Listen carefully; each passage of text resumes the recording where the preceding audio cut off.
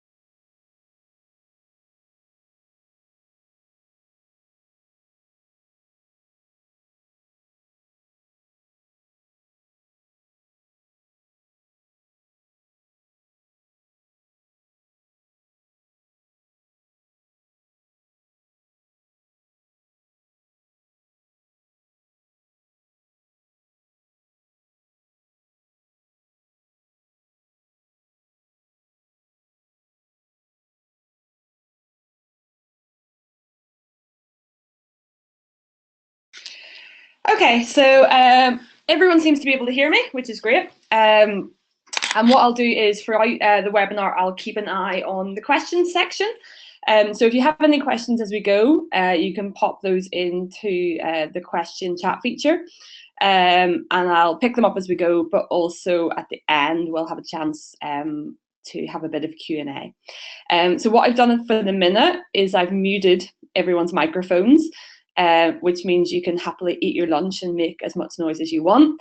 But at the end of the webinar, I'll have the option to unmute microphones if anyone wants to have a chat or ask questions. Okay, so to kick us off, today's session is looking at innovation on a shoestring budget. And very much looking at this idea of process. I think innovation is very much seen as being quite an expensive thing, as a big project thing, but actually innovation can take place for as much as it costs to buy a piece of paper.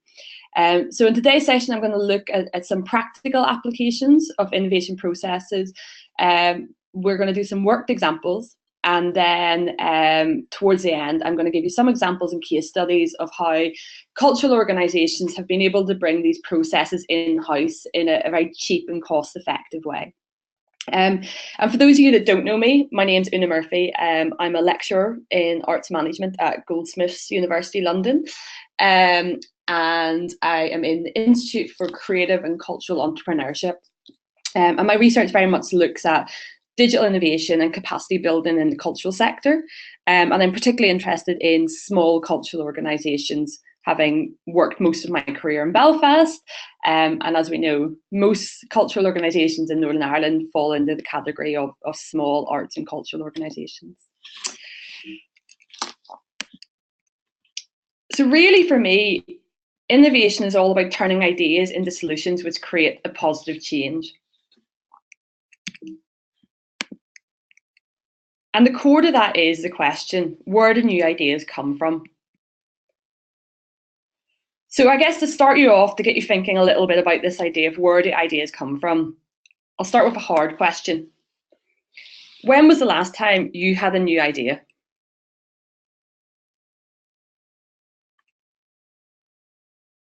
It's quite a difficult one. It puts you on the spot.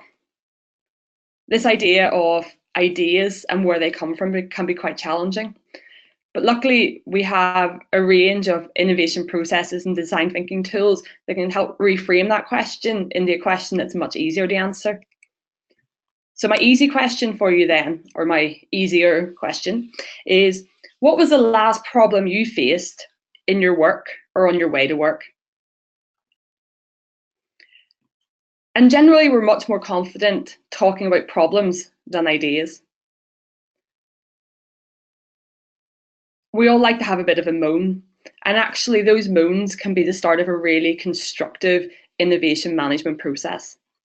So for me, my ongoing challenge on a daily basis is that I never have time for breakfast. I'm always running late. And that challenge is the basis of a solution. The solution is where we see innovation happening. So for me, one of the best examples of innovation are porridge pots and breakfast bars. They're new ideas that come from everyday problems. They're not radical solutions, but they're different modes of service delivery. They're diversification of product. They're creating an existing product that is well liked and established and offering it in a different environment. And I think whenever we're talking about innovation, we quite often automatically think of CERN or these giant technology or science innovation projects that cost multi-million pounds and exist across different countries. But actually, innovation is nothing more than new ideas which are derived from everyday problems.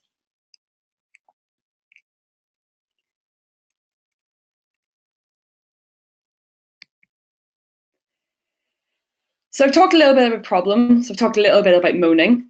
So my problem that I posed to you was I didn't have time for breakfast. But actually, when we start to think about innovation, we want to change that language. So we want to move away from thinking about problems, about moaning, to thinking about challenge statements, to seeing these problems as challenges and opportunities.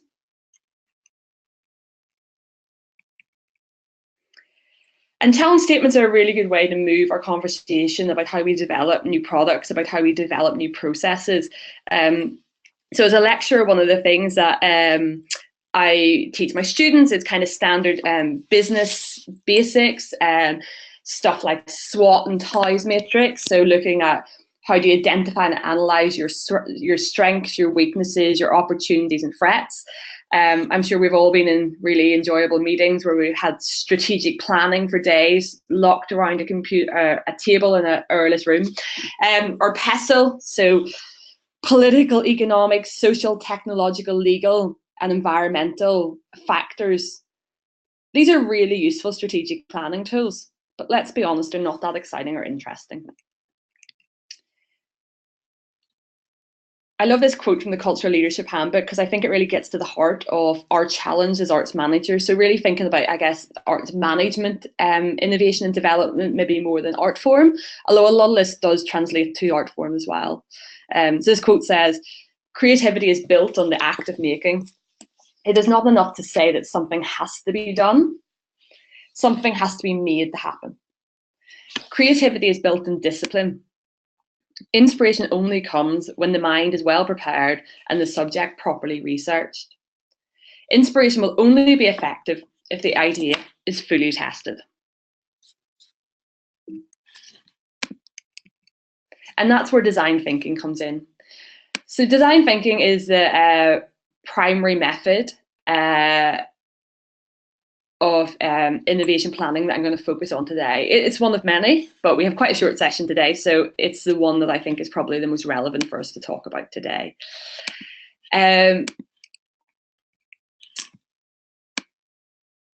Design thinking is a useful process because it is based on action research, which is the idea that rather than talking about doing something, we do it and we try it out in practice.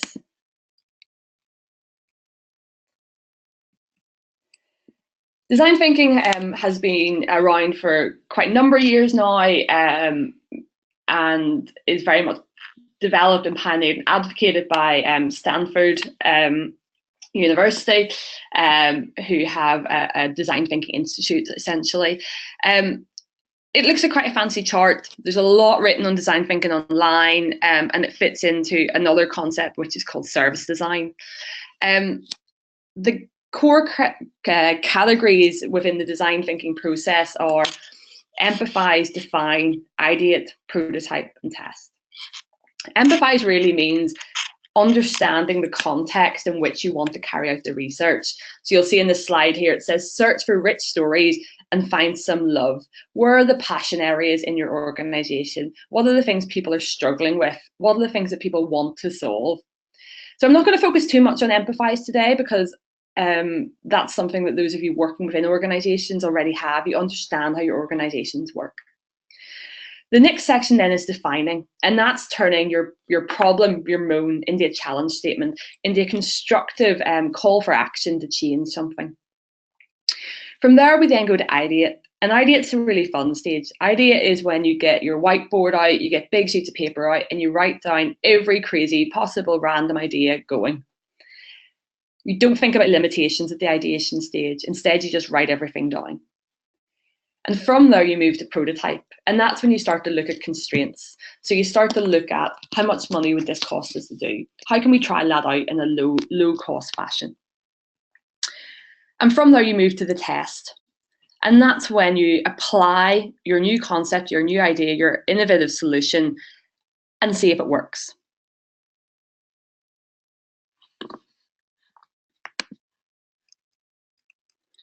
So I'm just going to move through this model now to give you some worked examples of what that looks like in reality. And as I said, I'm going to skip ahead and we're not going to focus on empathize today, because I think that's something that the majority of people on the call, on the webinar, will be familiar with. They know their organizations. So this is a very simple worked example of how a problem or challenge can be changed into a call for action in terms of a challenge statement. We get lots of people coming to our venue for gigs, but we find to talk about the music, not the venue, on social media. So probably quite a common problem across many cultural organisations.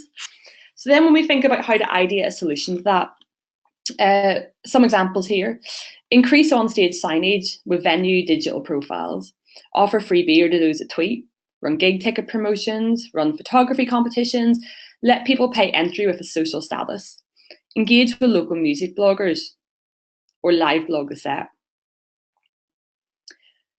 So you can see from the ideate process that those different solutions have different cost implications and also different resource implications.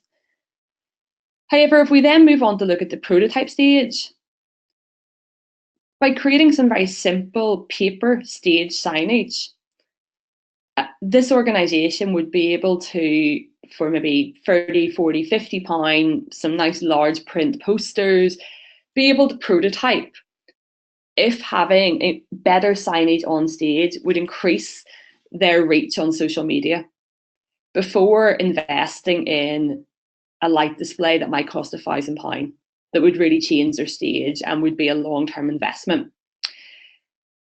So a very simple application: a paper prototype, a poster. But the poster is there to serve the purpose to prove that the concept works before the investment is made. So rather than going out and spend £1,000 on a sign and actually it has no impact, it doesn't solve the challenge, people still talk about the music and not the venue, a paper prototype allows you to test your concept out in a low budget way, but it also provides the opportunity to demonstrate a bit, provide a business case to say, look, this is the benefit, this is the return on investment. We know it works, we've tried it out.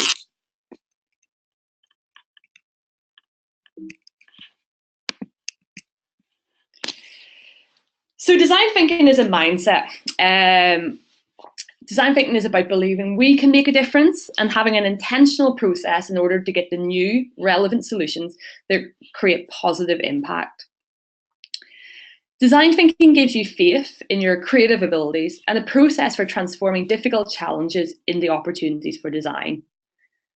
And one of the reasons I really like it, it's positive in its approach. It's not about we don't have money, we didn't get that funding application. It's not about the challenges and the realities that working in an arts organisation bring. It's a very American model. It's very positive in its outlook. But actually, that can be a really constructive thing whenever you're in a fast-paced work environment. And the reality is, as we all know, nobody has a single job working in an arts organisation. Everyone is a jack of all trades. So finding time to think about solutions can be problematic. And this approach provides a process to help you work through. Some other points just to pick up on here. I'm not going to read all of them. It's human-centred. Design thinking begins from empathy. It's about understanding people's needs and motivations. It's collaborative. Several great minds are always stronger when solving a challenge than just one. So it really invites people to collaborate across teams and departments. It's not something that can be done on your own. I've already mentioned it's optimistic and it's experimental. Design thinking gives you permission to fail and to learn from your mistakes, because you come up with new ideas, you get feedback on them, and then you iterate. And iterate essentially means you do it again and again. You create multiple versions of it, and each one's a little bit better. And then the conclusion of the slide, just in short, design thinking is the confidence that new, better things are possible and that you can make them happen. And that kind of optimism is well needed. And this example is taken from education, but I think we could all agree it's probably well needed in Northern Ireland cultural organisations at the minute as well. Okay, so what I want to do is just talk through very briefly a little bit of a dated example, but it is from Northern Ireland, so I think it's a useful one to walk through in terms of looking at very low budget responses. Okay, so in 2012, when I was completing my PhD at University of Ulster, arts organisations started to think about creating apps. And I think at that time, I think maybe the Grand Opera House was the only place that had somebody in post in Northern Ireland in a museum or cultural organisation who had digital in the title. So everyone was learning as they were going. There was no real dedicated digital resource in-house in cultural organisations. And with the Creative Industries Innovation Fund of the Arts Council, a number of organisations decided that they were interested in looking at apps. And a few organisations created apps. And I was very interested in the organisation that chose the apps. So, for example, the Ulster Orchestra had an app. And the reason that these organisations developed apps was that there was a specific funding call for this. But I was really interested in thinking about, well, how do you test the need for an app in a low budget way before you build an app and find out that nobody uses it or that very few people buy tickets through it? So that was the context in which that was our challenge statement. How do we know if people want apps from cultural organisations in Northern Ireland? So some context around that time, things changed very quickly. So these stats are like ridiculously dated now, but useful context. At that time, 29% of adults in Northern Ireland used their mobile phone to access the internet, but only approximately 4% of adults in Northern Ireland were regular smartphone app users. So only 4% of the general population used smartphone apps. So if we crunch that down to those that went to cultural organisations, you know, it's a very, very, very small number of people that generally at the time were using apps. So myself and my research supervisor, Alan Hook from University of Ulster, decided to carry out some action research into the use of apps because we wanted some stories to tell. We wanted to create a business case for different approaches to digital engagement in cultural organisations. So we bought a chair in a charity shop for £20. Alan covered it in his old shirts and we painted on the logo of Foursquare, which was a geolocation check-in app that wasn't used that widely in Northern Ireland, and that was very much part of it. We wanted to test it on a platform that participants would have to download. So this is some painting work that happens, and then we managed to convince the Crescent Arts Centre, QFT, and the Void Dairy to let us install our fabulous Foursquare chair in their venues. And the idea was that you could check into the chair, and the person that checked in most of the chair became mayor of that venue. And they got free stuff, including tickets, they got free coffees, there was a wide range of perks. And as we suspected, this project failed, which was the point. Very few people checked into the chair. I think we maybe had 20 people across 3 venues over 3 months, so very, very, very low uptake. And that's what we expected.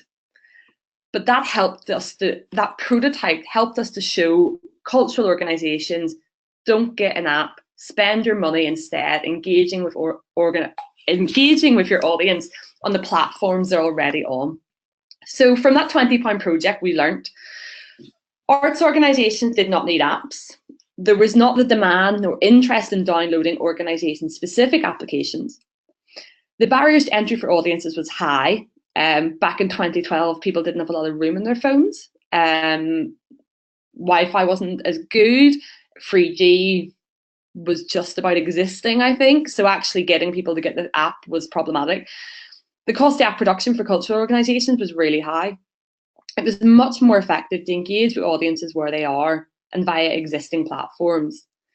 But this £20 action research design thinking project created a business case for social media, digital marketing that was strategic and aligned with wider communication strategy. So in short, please don't build an app, spend your money investing in somebody to do your digital marketing for you. So it's a little bit of a dated example, but I think it's quite a useful work through to see how low cost and how effective design thinking can be when we're looking at creating innovative solutions. So to get you thinking, because I've been doing a lot of talking, what I'd like you to do is to think of some responses to this challenge. So the challenge is, teachers hate going to museums and galleries. Kids run wild. They're constantly doing head counts. Kids go missing. They're worried artwork will get damaged. It's stressful, and this puts teachers off booking trips. So in the question section, what I'd like you to do is just spend a couple of minutes posting any crazy idea or solution that you think a museum or gallery could do to make visiting a museum or gallery with a bunch of students less stressful for teachers.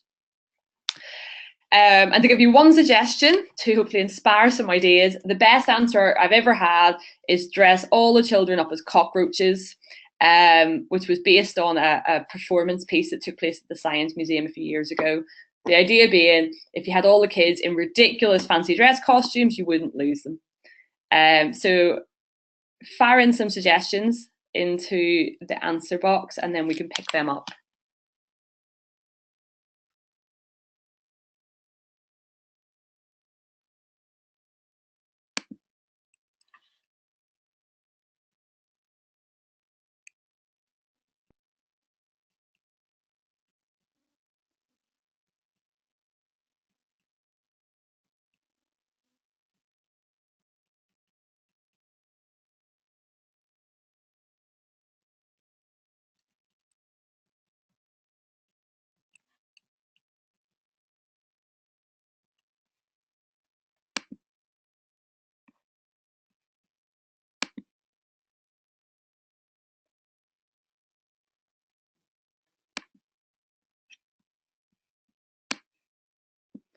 Okay, you're all being very quiet, so I'm going to pose some ideas, challenge or set suggestions out there. So I am. What we've got one, gallery ambassadors. But yeah, no, I think that's a really good suggestion. So thinking then about what that would look like, some potential options would be creating a YouTube video that teachers can show the children before they attend a museum that talks about how items in the gallery are very delicate, about how if you're in certain rooms, you need to be careful where you walk, that could be delivered by a curator in a fun and engaging way.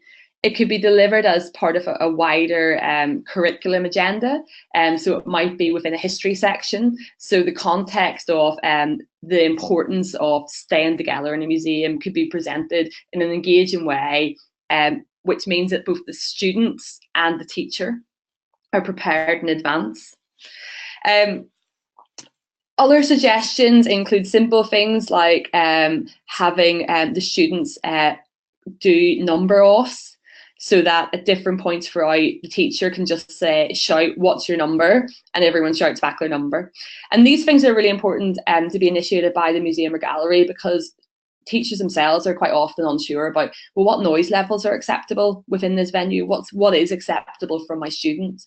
So actually by offering and initiating responses to these challenges from the museum can be a really helpful way to get teachers on board. Other simple ideas, posting or using coloured tape to create pathways that students have to follow, creating a game in terms of the pathway that they have to follow and how they can't step off the blue line because dinosaurs exist on either side of the line. So very simple, low-cost interventions can be a really great way to idea and then move on to prototype to see if an idea works. So if we move those ideas on the prototype might be a YouTube video that is sent out to 2 school groups in advance of attending. The school groups that receive it are then asked for feedback. The original video is shot on a smartphone. It's low budget, it's low quality, and the teachers are informed of that when they're sent the video. The feedback that then is received helps to inform, is this an effective thing that's working? Great, let's pay someone to do this. Let's create a high quality video that we send to all our school groups. Or no, that wasn't effective. Okay, let's move on to our next suggestion and prototype that. So this idea of failing early and often is really important. But the key is you're failing on a low budget. So it means at no point are you creating a project that costs a lot of money but isn't effective. Okay, so I've talked a little bit about this idea of design thinking processes and design thinking processes within a wider context and what they look like. I've talked you through some examples. So what I'd like you to do now is just to spend 2 minutes, it's counting down, writing a list of challenges that your organisation faces or that you face within your work. So this is 2 minutes to write down a list. Of things that bug you. I'll not make you share all of them, but we'll maybe get some points. So I'm going to let this timer run. I'm going to mute myself for 2 minutes and stop talking. And this is your chance to write a list of things that annoy you, things that bug you, things that you'd like to change within what your organisation does or within your work.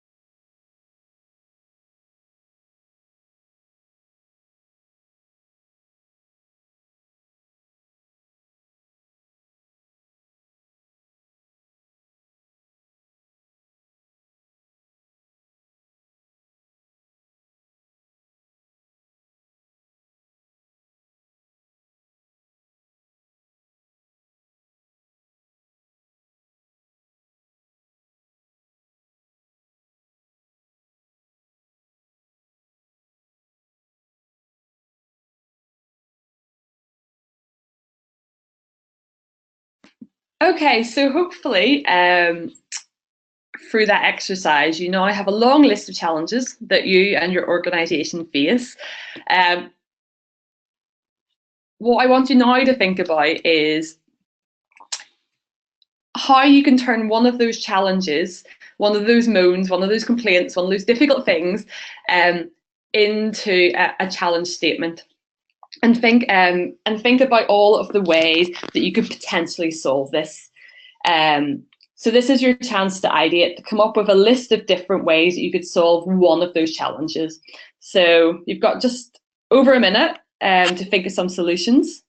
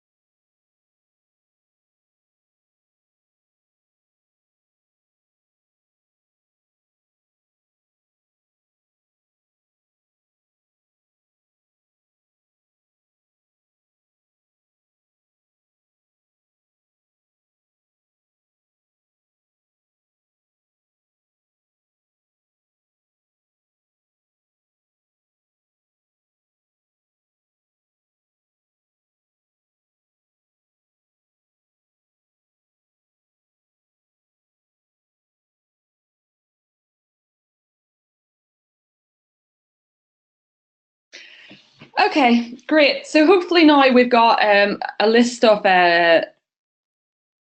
problems. You've now got one challenge, one specific thing that you're interested in solving. Um, what I'd like you now to think about is practically, how can you solve that? How will you prototype your solution? What materials, approvals, and actions would be needed to take place? How will you test the prototype? And who would you test it with? Is this something that's audience focused, or is this something that's more internal? So is it process orientated? So is this something that you want to test out with your staff? So again, I'm going to give you another 2 minutes, and this is your chance to think, how could I prototype this afternoon? So we're thinking here low budget, pieces of paper, pieces of tape. Maybe it's a new type of online platform that you keep meaning to try. So what could you do this afternoon that would allow you to prototype this very quickly in a very rough and ready way, but would allow you to move from problem to challenge to solution within the space of a couple of hours? So I'm going to give you another 2 minutes to do that. And then I'm going to talk through some more examples. This is your kind of your last bit of audience participation for the session.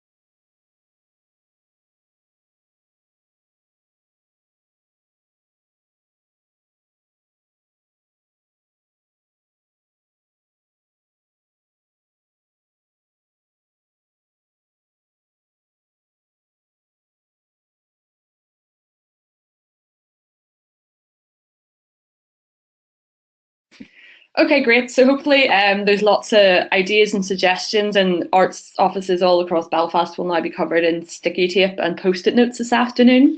But you can see there in 6 minutes how you can really move from problem to challenge statement to thinking about, well, what's the solution to this?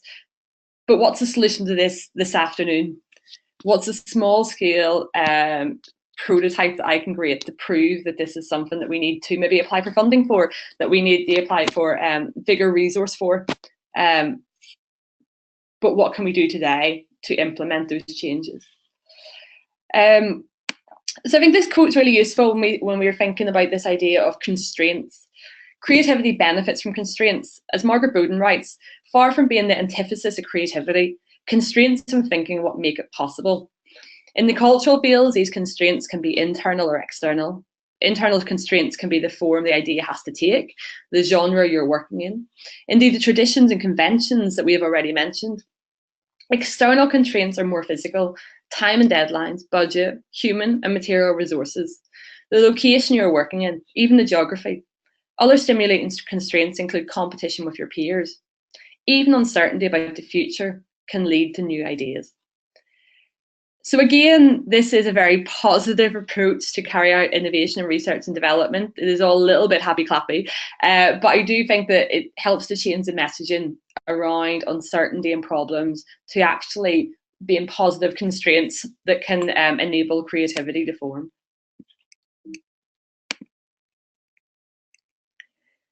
So what I want to move on to now is to talk about, so I've talked very, very briefly and very swiftly introduced this concept of design thinking, and there are a lot of resources about design thinking online. So hopefully I've piqued your interest enough that it is something that you will follow up with and that you can go into in much more depth.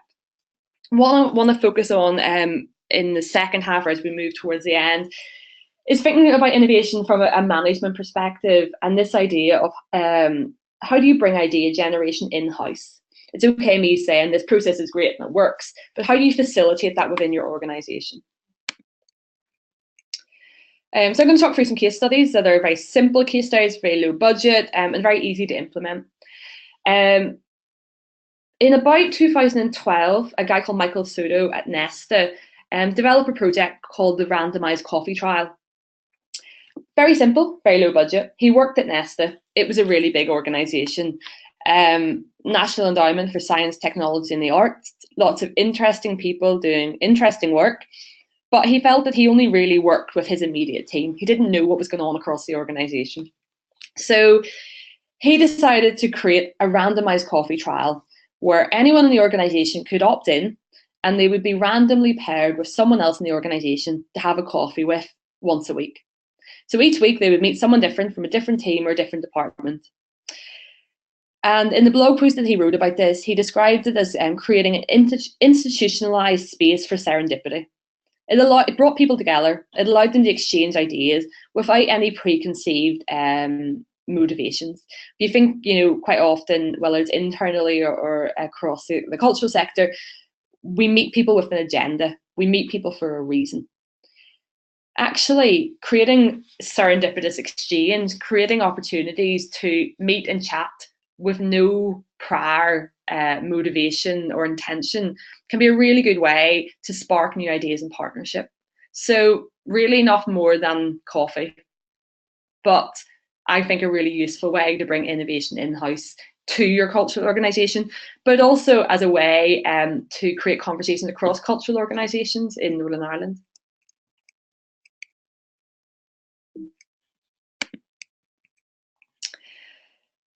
And the next suggestion then is buy a whiteboard. Nothing more complex than that. My American colleague always says she likes people in the UK because they like to moan. American people are too happy, as she is American. But we were talking about the kind of the catharsis, the benefits of moaning, and actually, it's a really good way to turn these everyday moans, these everyday complaints we have in our organisations into constructive conversations by having a whiteboard that people can put their moans on. The condition, of course, being that they have to be put into a challenge statement. So they have to be changed into a constructive provocation that invites colleagues to respond to and develop solutions to each other's problems. So a whiteboard that is maybe reviewed once a month, very simple mode, but taking that a step further and creating an innovation fund and inviting staff to pitch ideas and solutions to get access to small pots of R&D money. And I've showed you how we carried out quite a large project with a £20 chair. So actually, when I say having an innovation fund, you know, I say here it could be as little as £100, but actually it might be £20. It might be that somebody in your organisation says, nobody comes into our gallery from the high street. Can I have £20 to go out and buy a blackboard from IKEA? The key here is that there is a research and development component. So yes, you can have the £20. How are you going to test this? How are you going to improve it? How are you going to assess if it works? How are you going to feed that information back into the organisation? So I think having very small pots of money and encouraging people to be creative and apply their solutions can be a really useful way to manage and bring innovation in-house. Create designated time for new ideas to be tested and developed. Organizations, you know, small cultural organizations are busy, they're overworked, they're overstressed, and, you know, increasingly that means that it's about deadlines, it's about getting that funding application in, it's about, you know, doing fundraising stuff, it's about, you know, programming, getting your festival brochure to print. Actually creating some designated time for new ideas to be tested and developed can be a really useful way to drive your organisation forward and encourage a culture of innovation. One thing that Google used to do, and they've stopped doing, but for a long time they had 20% time. And that meant the developers at Google got 1 day a week to work on projects that they thought were interesting and important. And out of that came things like Gmail. And it was this idea that there was a value in supporting creativity and innovation. And actually, senior managers didn't always know what was best for Google. Quite often it was people on the ground, it was younger members of staff that were engaged in popular culture that knew what Google should be developing. So I think 20% time is, let's be honest, ambitious, but it might be that you have 1 day every 6 months that is designated R&D day for your organisation. And that's not just for the creative practitioners, but that's also for the administrative staff, that there is a dedicated day that you have as research and development time. And that might be where you swoop up everything from your challenge statement board and you try and prototype solutions to it that you can then test over the following period. Another model then is hack days. They were very popular over the last 5 years. They're becoming less and less popular. They can be relatively expensive to run, relatively high maintenance to run, but they're an interesting model. And the basic concept of a hack day is you create a list of challenge statements. You invite in a load of students, a load of developers, a load of techies for a day or a weekend, and they create prototypes in response to your challenges. It can be quite appealing to developers and students because it gives them a chance to be creative, to do something interesting, to work on a passion project, essentially. The key to this, of course, is that very much that the outcome will be a prototype, and the value in these events is the process rather than the outcome. So I think sometimes cultural organizations think, great, I'm going to get a brand new app, I'm going to get a brand new game, I'm going to get a brand new ticketing system. You're not. What you will do is develop a better knowledge of development processes. You'll develop a better relationship with those who take part in the hack day, and you'll maybe get some new ideas of how to solve challenges. So they can be a valuable method, but slightly more expensive and more time consuming than the other ones that I've shown you. And then another one, which is actually a Northern Ireland model, Techies in Residence, is a really interesting scheme. I think it's been going for about 4 years now. And it puts a techie in a voluntary commuters social enterprise organisation for a limited amount of time. And it's a funded programme, so the techie gets paid some money to deliver their project. I guess one of the most successful ones to come out of this would be the Jam card, which, their names completely escape me, the brilliant social enterprise that runs Lovely Loaf, have this card for their service users who have access needs. and it allows them to show up in buses and shops, and it stands for just a minute. So if they just need a minute, a bit of extra time, they used to have a card, and through Techies in Residence, they now have an app on their phone. And they're moving to look at how their service users might be able to get discount.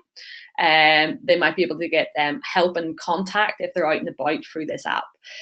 So I think this scheme runs every year, but definitely one that is both worth looking to apply to, but also one that is worth looking at the outcomes of, because I think there's a lot of transfer that would be useful for the cultural sector, but very much digitally focused.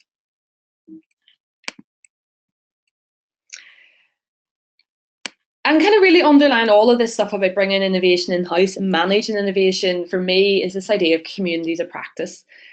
Cultivating communities of practice in strategic areas is a practical way to manage knowledge as an asset, just as systematically as companies manage other critical assets. We can be very deadline driven, very deadline orientated, and that's important and necessary in the sector. But actually, arts managers, so maybe, I'm talking about people who aren't, art form specialists, they aren't the people that are the creative practitioners within your organisation, are quite often very creative, and that's why they want to work in the arts sector.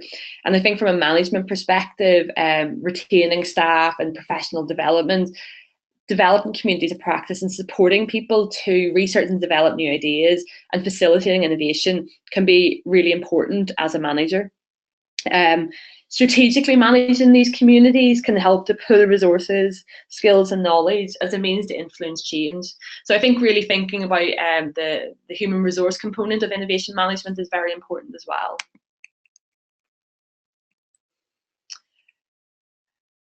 I'm not going to read through all of this. You can have a skim yourself, but it's from this book, the Cultural Leadership Handbook, which is one I use with my students quite a bit. And I think it's quite useful because it's not talking about innovation. It's just a generalist statement that leaders in the cultural sector have attributes that they need to have. But actually, when you read over it, all of this can be applied to innovation management. Learning to scan the horizon, searching for signals of events that might affect you. Leaders need a sophisticated understanding of data. They need to be able to read the Financial Times and understand the strength of the euro. This is all stuff that arts managers already do. And I think for me, innovation fits within this. Innovation is key to the development of both art form and arts organisations. So what I'd like, hopefully, that you'll take away from this is that you become more confident in saying, when a colleague's having a moan or you're having a moan, changing the conversation to, how do we solve that problem?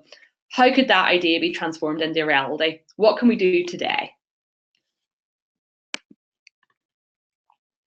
Sorry, I've lost my PowerPoint now.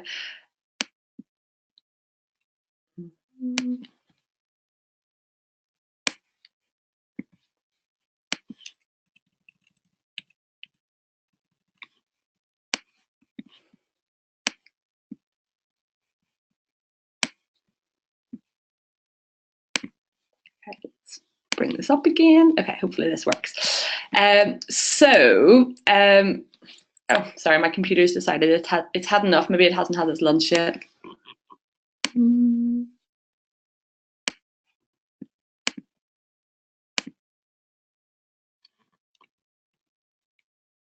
Will this GIF play? Yes, it will. Okay. So I think this GIF is my new favorite thing that I've seen on the internet in a long time. But I also would like you to think of innovation like this woman. So both of these people are taking part in a candy floss eating competition. This guy's going for the kind of the classic approach. This woman's taking quite an innovative approach and winning. So I started out with porridge pots, breakfast bars. I'm ending with a candy floss eating competition. I've talked lots about using paper prototypes, about whiteboards. So really, I hope that this session will help you change the conversation about innovation, change the conversation about challenges, but also to think about innovation as being something that can be super low cost and super quick turnaround. So that's the conclusion of this webinar. What I'm going to do now is I'm going to end me talking. However, I will be signed on for the next 10 minutes or so.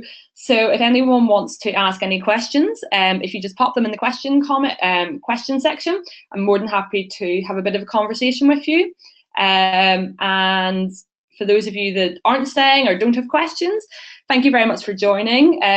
Do drop Arts and Business an email, let them know if this session's been useful.